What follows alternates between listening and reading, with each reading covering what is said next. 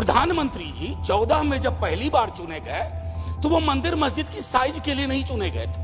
2 करोड़ प्रतिवर्ष नौकरियां उनका वादा था। आपने वो तिलिस्म विकसित कर लिया है कि समस्याओं को एड्रेस किए बगैर भी चुनाव कैसे जीते जा सकते हैं। अगर 80 करोड़ लोगों को आपको अनाज देना पड़ रहा है तो मुझको अर्थव्यवस्था पर कोई टिप्पणी नहीं करनी है। हंगर इंडेक्स पे खुल के कहिए हम मीट नहीं कर पाए हैं। ये सत्ता पक्ष और विपक्ष का मामला नहीं है, ये मामला है हमारे कलेक्टिव फेलियर का।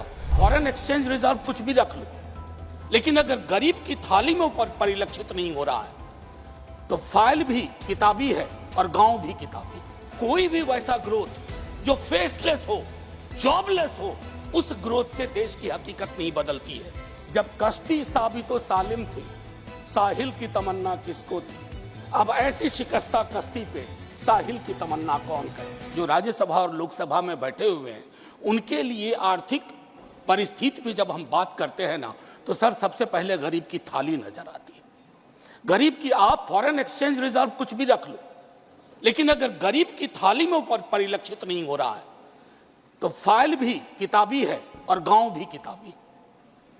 मैं सिर्फ, और हां बहुत बढ़िया कहा जावड़ेकर साहब ने कहा 80 करोड़ लोगों को, हालांकि मैं उस शब्द का इस्तेमाल नहीं करूंगा कि मुफ्त कुछ नहीं होता सर। मैं कई बार सदन में बोल चुका हूं, अगर 80 करोड़ लोगों को आपको अनाज देना पड़ रहा है तो मुझको अर्थव्यवस्था पर कोई टिप्पणी नहीं करनी है कि आर्थिक परिस्थिति क्या है, कितनी समावेशी है, वगैरह वगैरह। सर माननीय उपसभापति जी, सुधांशु जी जब बोल रहे थे तालियां बज रही थी सत्ता पक्ष से, बजती भी हैं। अब विजय साई रेड्डी जी को कष्ट हुआ तो उन्होंने कह भी दिया कि ताली क्यों नहीं बजा रहे हो। तो जब सुधांशु जी ताली बजा रहे के वक्तव्य पे ताली बज रही थी तो मुझे लगा कि गांव शहरों के बेरोजगार पर यह ताली कितनी भारी पड़ रही होगी। प्रधानमंत्री जी 14 में जब पहली बार चुने गए तो वो मंदिर मस्जिद की साइज के लिए नहीं चुने गए थे। 2 करोड़ प्रतिवर्ष नौकरियां उनका वादा था। 2 दाएं 20 करोड़। एक श्वेत पत्र तो बनता है कि हम कहां हैं।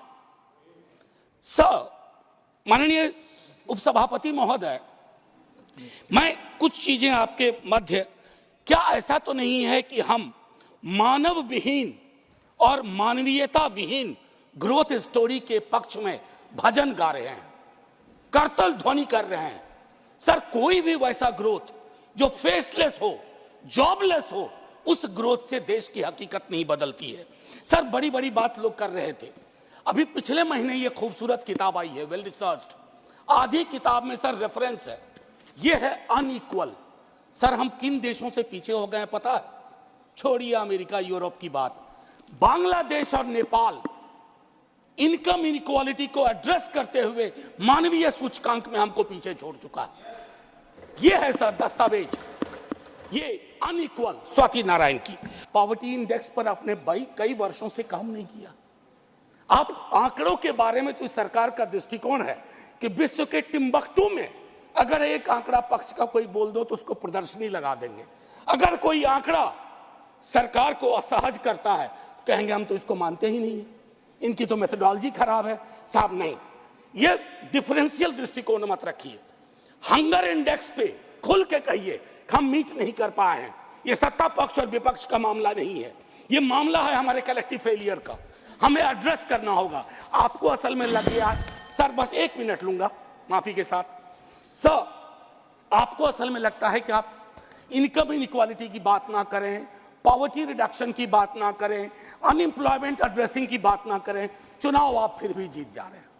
मैं मानता हूं आपने वो तिलिस्म विकसित कर लिया है कि समस्याओं को एड्रेस किए बगैर भी चुनाव कैसे जीते जा सकते हैं। लेकिन जिन बोतल से निकला ये जिन्न देश पर बहुत भारी पड़ने जा रहा है। वेल्थ टैक्स को लेकर के, इनकम इनइक्वालिटी को लेकर मैंने कहा वेल्थ टैक्स 16 में आपने अबॉलिश कर दिया। किसानों के बारे में सर मैं कहता हूं, आप कहते हैं शेयर बाजार उछल रहा है, बड़ी तारीफ होती है। सर शेयर बाजार उछले और एक किसान आत्महत्या कर ले, एक युवा बेरोजगार आत्महत्या कर ले तो आप किस चीज को कहेंगे? सर और कुछ नहीं कहना चाहता। हाशिए के समूहों में पॉवर्टी की जो परिस्थिति है, आप बिहार का डेटा देखिए। आखिरी सर एक सुधांशु जी बड़ी अच्छी अच्छी चीजें बता गए, हमें तो लगा कि हम तो बेकार परेशानी है गरीबी से, भुखमरी से। 30 सेकंड सर। तो मैं आपके माध्यम से अपने मित्रवर्ग को कहता हूं, जब कश्ती साबितो सालिम थी, साहिल की तमन्ना किसको थी? अब ऐसी शिकस्ता कश्ती पे साहिल की तमन्ना कौन करे? जय हिंद सर।